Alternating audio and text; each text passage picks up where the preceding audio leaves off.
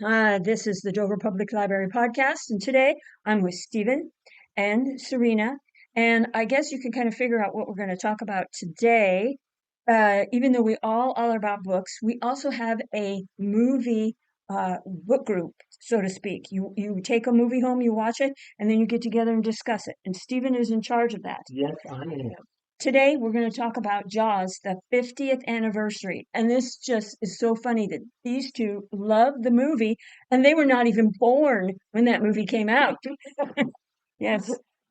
So we're going to talk a little bit about Jaws and talk a little bit of trivia, things like that. Serena, why did you like Jaws? So growing up from a young age, my favorite movie was The Little Mermaid. So I just kind of had that love from a really young age of sea animals. And then eventually, like when I was a kid, I just stumbled across the movie, and from first watch, I was love at first sight, honestly. Did it And scare you when you were a kid? um, I honestly don't recall it scaring me that much. I think it actually had the opposite effect on me, which is probably You want to not very many people's. Like it kind of sparked my love for the animals.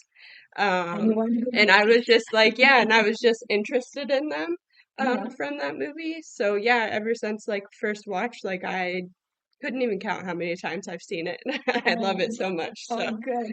How about you, Stephen? When was the first time you saw the movie? Well, a neighbor of mine lent me her copy because she had found out that I had never seen it. And I was like, okay, I'm going to check it out because it's a classic, Spielberg, one of my favorite directors. And it just blew me away. I mean, it's a great film. It's over 2 hours long, but it does not feel like it. It just rockets through and it's a great film. So many great moments, so many great lines, and you wouldn't believe, you know, how difficult it was to make the movie because it went over schedule. They had trouble with the shark. It was just it came through and it was the highest grossing film at the time, and then Star Wars took it over in 1977 being the highest grossing film. Yeah. Um, when you hear that saying that is from the movie, oh, you're going to need to get a bigger boat, you Mhm. know right away what they're talking about. Oh yeah, for sure. Right. That's I like an iconic Oh line. yeah, absolutely. Yeah. And didn't you say, Stephen, that that was not really in the script? It was improvised, actually, yes. And I believe, if I remember right, when they showed the movie to test audiences, when the shark jumped out, they screamed so loud they couldn't hear it, so they had to extend the line a little bit. And Oh. yeah, so yeah, it was completely improvised. Hmm. All right, all right. Um, do you have any specific trivia from the movie that you would like to share? Um, I don't really have any like specific like trivia that I feel like Steven probably has like Yeah, most of I it. do. I know like some of the stuff, but like I can't quit my brain and memory is not so good. So I'm gonna let Steven take it away with the Well, trivia. one of the things, there's a scene where Captain Quint, played by Robert Shaw, talks about the USS Indianapolis, and part of that was actually uh, improvised by Robert Shaw. He punched it up a little bit.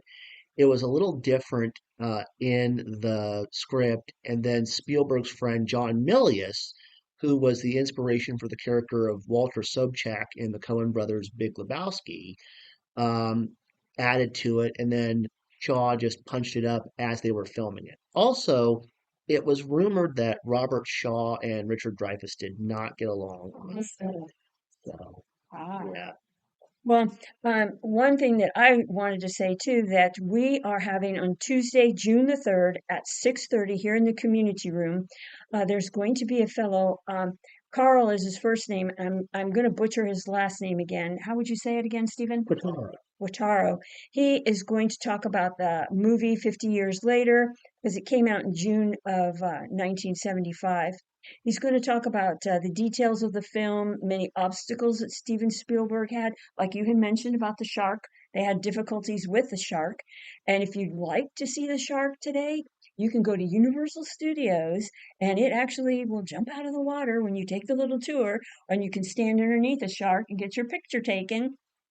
But anyway, this fellow's going to talk about the film clips. He's going to show some of the film clips and share a little bit more about it. Also, we have many copies of the movie Jaws if you would like to see copies of the book. Have you read the book? I have, but usually I have a tradition now that I started like probably 2 or 3 years ago where I like to read it every summer. Um, All right. just because I like love the story so much. And we're not going to blow the plot on this, but the book is different than the movie. It is. Right. It is on the to be Yes. read. It is on the to be read list. All So right. Okay. A couple of little bits of trivia. There is a part in the movie where there's a young boy, and his name, well, it escapes me, but Alex, I think. Alex, yeah, and I think it's Kinder is his last, Kidner. yeah, Kittner. Well, he begs his mom to go and back into the water, and of course, some things happen. Yum yum yum. But anyway, years later, there was the lady that her name is Lee Farrow, who played his mother in the movie.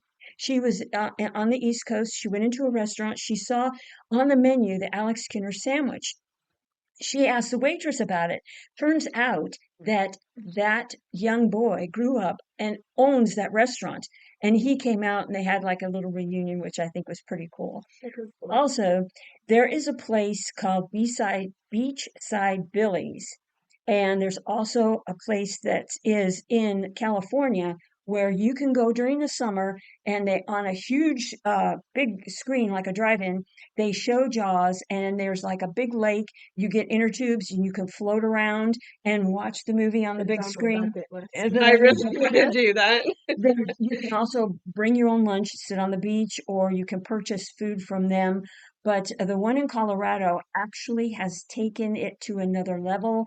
They have something in the water that will move around and brush against your feet. I am not going. No, no, no. But anyways, oh, and my note said that that restaurant is in Massachusetts. Mm. So if you're interested, you go to Massachusetts, you end up at that restaurant. You can look for the Alex Kinner sandwich. Just one thing real quickly. What book are you reading now, and do you like it and why? Well, what I'm reading right now is I'm reading a few books right now, but my favorite is a book called A Daughter of Fair Verona by Christina Dodd. And it's basically what would happen if Romeo and Juliet didn't end their lives and end up having kids, and their daughter is solving a mystery in Shakespeare in that period of time that Romeo and Juliet is set. So Is that your favorite book so far this year? so far, yes, yes, Okay. very much How about so. you, Samantha? What are you reading? The second book in the Shady Hollow series by Dina Black. Um, And it is this cute little cozy mystery where all the characters in the story are all woodland creatures. Oh, So it's kind of like little like Fantastic Mr. Fox kind of like vibe to it. And it's been really cute so far. I really enjoyed it. I just read the first one probably like a couple weeks ago. And was really excited to start the second. So like I'm really good, enjoying it right now. good. Is that one of your best books so far this year? Ooh, best book so far this year. So far, and it's a little bit biased because he is probably one of my favorite authors of all time. But so far, my favorite one this year has been Witchcraft for Wayward Girls by Grady Hendrix. And he's always kind of like he usually always Mhm. hits it out of the park for me. He just does a really good job blending like horror and comedy and like all these different things all into one book. And he researches his stuff like really well. So he just, yeah, I really enjoy his writing a lot. So I think that's Okay, been my favorite so far this year. good. Both of you have such a wide range of books that you read that if you come to the front desk and you're wanting to know what's good, what would be interesting because you just don't have anything more to read, these two are the ones to talk to. Yes. You read a lot of fantasy and science fiction. You read a wide range of Mhm. Yeah. things. I've even seen in your stack of books to take home YA books plus adult books. So there's all, Nonfiction, yeah, there's nothing Steven doesn't read. He's yes. very good at recommending books for Thank sure. you. That's right. Yeah. So what do you do if you're in a reading slump? I know for you that's probably unusual, and you too, because Mm. you read so much. Well, my main genre is usually horror, so a lot of the times it depends on like what I'm reading. Usually I'll read like a bunch of horror all at once, so then whenever I will get into a slump then, and usually that's whenever I try and like step out of my genre. So like right now, Shady Hollow kind of got me out of that slump.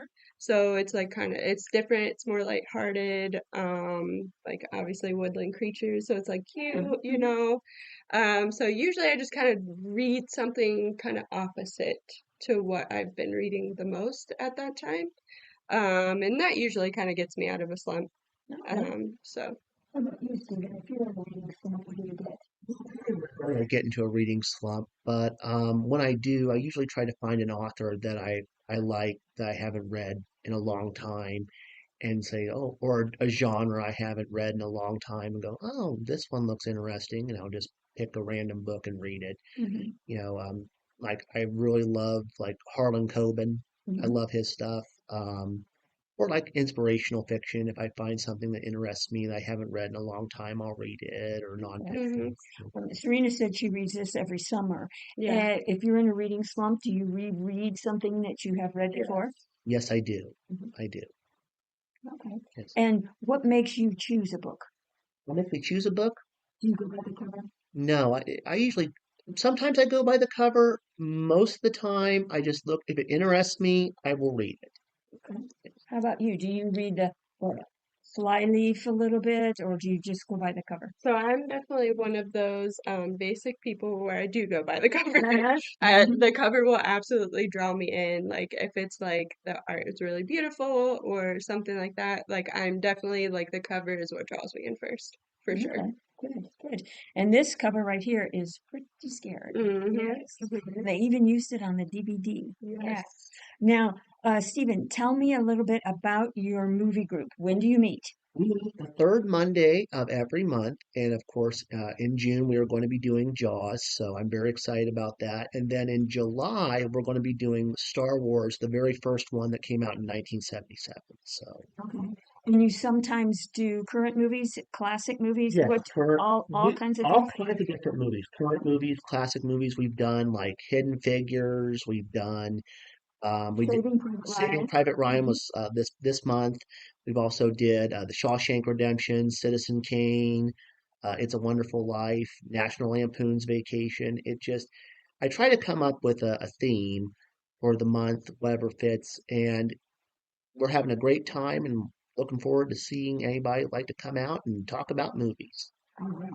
And that's again Monday. Monday, yes, the third Monday of the month, Mhm. At what time? 6 o'clock, And where do you meet? the boardroom downstairs. All righty. And then don't forget, this fellow is coming to the library. Again, it will be Tuesday, June the 3rd at 6:30 p.m. in the community room. All right. Anything you want to add, Stephen? No, No? this was a very great experience, and Mm, thanks for having us, Denise. I really appreciate it. You're welcome. Thank you. All righty. yeah. Okay, if you have any comments, leave them below and I will make sure that they are answered. Either Stephen or Serena can answer them or I can. And again, like I said, if you want to know anything about any books, these two are the ones. And also movies, these two are the ones. Mm. All right. Thank you very much for tuning in and Thank see you later. you. Bye bye.